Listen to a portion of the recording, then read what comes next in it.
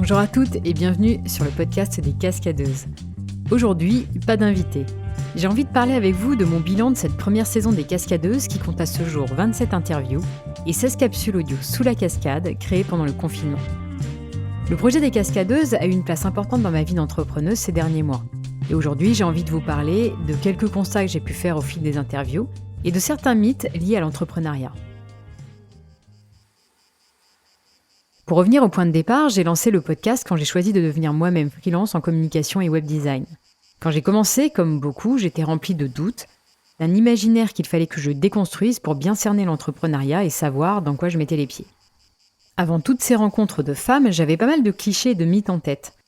Par exemple, pour moi, les entrepreneuses travaillaient énormément et elles n'avaient pas de vie sociale, et c'était un point qui me faisait assez peur.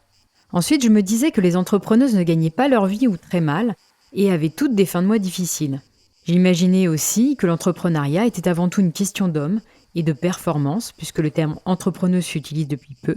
Et j'ai du mal à l'avouer, mais je pensais que les femmes réussissaient moins bien que les hommes. Je voudrais donc revenir sur ces points, déconstruire et apporter des nuances à ces clichés, parce que malheureusement, ces idées préconçues, que beaucoup répètent, nous mettent parfois des freins inconscients pour avancer librement. Et j'aimerais partager aussi avec vous les enseignements que j'ai tirés de ces rencontres, et qui m'ont plutôt bien reboosté. Parce que, vous le vivez certainement aussi, l'entrepreneuriat c'est une vraie aventure avec des hauts et des bas, et ça demande une bonne dose de courage parce que ce n'est pas simple de se lancer dans un nouveau projet, de prendre le risque d'échouer, d'abandonner parfois une certaine sécurité et de ne pas pouvoir se projeter dans l'avenir. Et je trouve que rien que par leur audace de se lancer, les entrepreneuses sont des sortes d'héroïnes ou des super girls, d'où le nom de ce podcast. Les cascadeuses, ce sont celles qui prennent des risques. Des femmes courageuses, en quête de liberté, passionnées par ce qu'elles font, et qui osent sortir de leur zone de confort. Et le parallèle avec les entrepreneuses s'est avéré plutôt juste. On l'entend d'ailleurs dans la dernière interview de la cascadeuse de métier, Flore Magnier. Elle explique qu'elle apprend à tomber sans se blesser, puis petit à petit elle se renforce et surmonte les obstacles avec plus d'habileté et d'aisance. Quoi qu'il arrive, elle retrouve la force de se relever, pour aller de l'avant, motivée par son objectif de réussite. Ce parallèle est très parlant pour moi. Car l'entrepreneuriat est intimement lié à la quête de soi et à une quête de sens. Comme il offre la liberté de faire ce que l'on veut, on est forcément confronté à des choix et à un questionnement intérieur. Qu'est-ce que je veux vraiment faire ? Dans quel projet est-ce que je souhaite mettre mon énergie et mon temps ? Qu'est-ce qui m'anime et en quoi je crois profondément ? Pour répondre à ces questions, il faut bien sûr savoir ce que l'on veut, où l'on souhaite aller et quelles sont nos forces et nos faiblesses. Et là commence ce fameux travail d'introspection pour mieux comprendre son propre fonctionnement et se connaître hors des sentiers battus, hors des cadres qui ont jalonné notre vie depuis l'école maternelle. Pendant les interviews d'entrepreneuses, j'avais envie de savoir quelles avaient été leurs logiques, leur cheminement de pensée pour faire leurs propres choix. J'ai distingué deux profils d'entrepreneuses. Celles qui se sont lancées dans l'entrepreneuriat rapidement après leurs études et l'ont envisagé comme une carrière. C'est le cas de Pauline Morel ou d'Aurélie Ronfaux, qui n'ont quasiment pas connu le monde de l'entreprise. Alors que d'autres ont pensé à l'entrepreneuriat comme une continuité de leur carrière professionnelle ou une réorientation après des années en entreprise. Celles qui ont quitté le salariat pour devenir entrepreneuses ont toutes connu un point de rupture qui les ont conduites à changer de vie. Il s'agit souvent d'une épreuve difficile à vivre qui remet en question leur modèle. Il peut s'agir d'un burn-out, un divorce, un deuil, un déménagement, une maladie. Étonnamment, les motivations ne sont pas financières.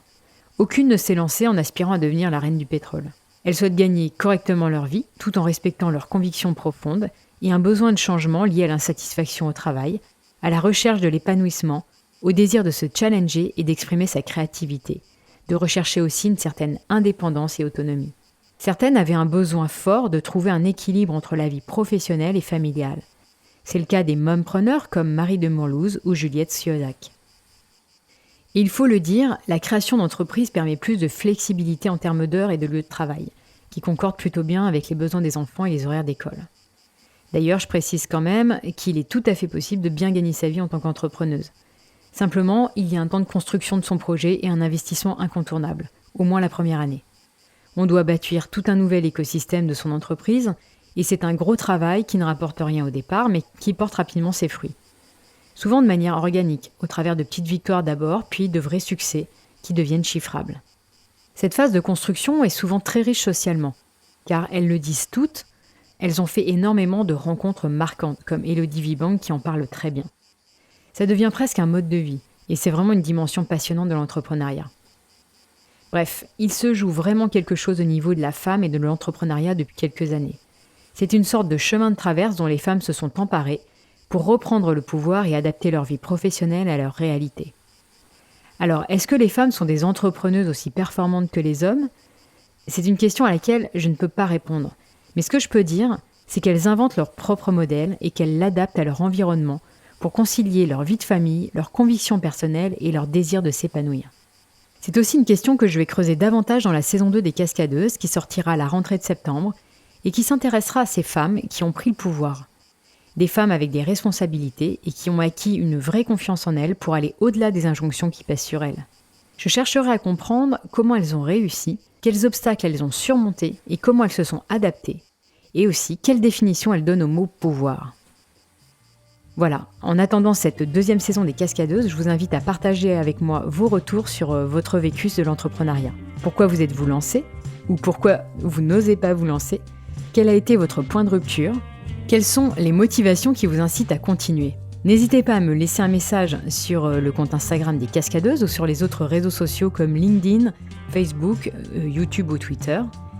J'ai vraiment envie de connaître vos ressentis et échanger avec vous sur ce sujet de société que je trouve vraiment passionnant et où il y a encore beaucoup de choses à inventer. J'espère pouvoir échanger avec vous cet été sur les réseaux sociaux. Et sinon, n'oubliez pas de mettre 5 étoiles sur Apple Podcasts pour continuer à soutenir les Cascadeuses. Je vous souhaite de belles vacances et rendez-vous en septembre pour la saison 2 des Cascadeuses qui s'intéressera à la prise de pouvoir par les femmes.